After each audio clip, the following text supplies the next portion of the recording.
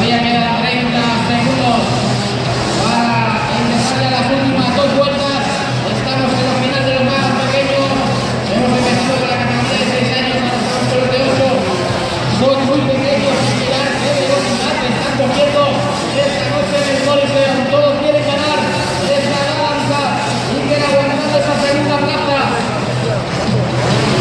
Como puede, le sigue arriba en la segunda posición y nos enfocamos ya que intenta ya doblar. Vaya, vaya, vaya. Con el dorsal número 12, logrando al cuarto clasificado Nicolás Mendoza con el dorsal número 12. Ahora va por el tercero, ya va el segundo. Vamos a ver si lo consigue, todavía no tiene tiempo. En cuanto pase Nicolás por la meseta, se le indicarán ya las últimas dos vueltas para él.